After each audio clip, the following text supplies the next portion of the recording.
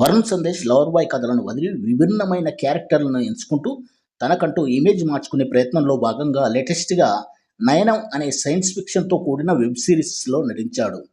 రీసెంట్గా జీ5లో స్ట్రీమ్ అవుతున్న ఈ సిరీస్ నయనాంద నయనానందకరంగా ఉందో లేదో తెలుసుకునే ముందు మన ఛానల్ని లైక్, షేర్, సబ్స్క్రైబ్తో పాటు కామెంట్ కూడా చేస్తారని ఆశిస్తున్నాను. జీ5లో వచ్చిన ఈ అచ్చ తెలుగు సిరీస్లో ప్రస్తుతం సీజన్ 1లో 5 ఎపిసోడ్స్ ఉన్నాయి. ఒక్కో ఎపిసోడ్ అరగంటకు అటు ఇటు ఉన్నాయి. కథ విషయానికి వస్తే వరుణ్ సందేశ్ డాక్టర్ నయన్ పాత్రలో కనిపిస్తాడు. ఇతనికి ఇతరుల విషయాలు తెలుసుకోవడం అంటే మహా పిచ్చి. ఆ పిచ్చితోనే ఇతను కళ్ళ డాక్టర్ అవుతాడు.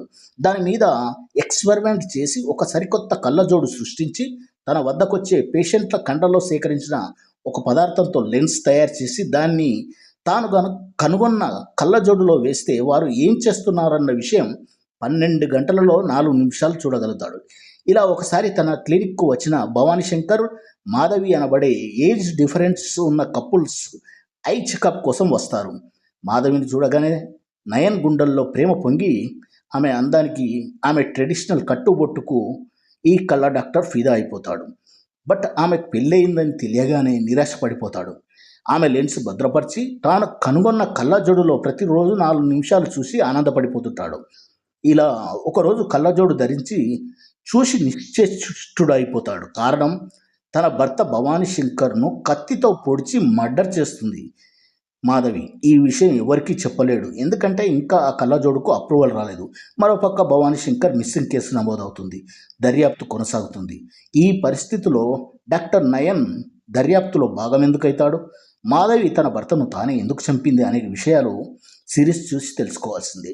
ఈ సిరీస్ చూశాక నాకైతే నచ్చింది. దర్శకురాలు స్వాతి అన్ని క్యారెక్టర్లను సరిగ్గా ఎస్టాబ్లిష్ చేసిన విధానం, ముఖ్యంగా డాక్టర్ నయన్కు అత్యుత్సాహాన్ని బాగా పోర్ట్రే చేశారు. ఒక కొత్త పాయింట్ను సైన్స్ ఫిక్షన్తో చెప్పడం అనే క్రియేటివిటీకి నిదర్శనం. నెగిటివ్స్ విషయానికి వస్తే కాస్త సాగదీసినట్లు అనిపించడం, మాధవి తన భర్తను ఎందుకు చంపిందో తెలియకుండానే సిరీస్ ముగించడం, ఇంకా చాలా విషయాలు సీజన్ 2లో చెబుతారేమో చూడాలి. యాక్టింగ్ వైజ్ వరుణ్ సందేశ్ చాలా చక్కగా నటించాడు. ప్రియాంక జైన్ గ్లామర్ చూపిస్తూనే ఒక కొత్త క్యారెక్టరైజేషన్ ట్రై చేసింది. నా పరంగా ఈ మూవీకి నేను ఇచ్చే రేటింగ్ 2.82 out of 5. ఇది కేవలం నా వ్యక్తిగత అభిప్రాయం మాత్రమే. మరొక రివ్యూతో మళ్ళీ కలుద్దాం. జై హింద్.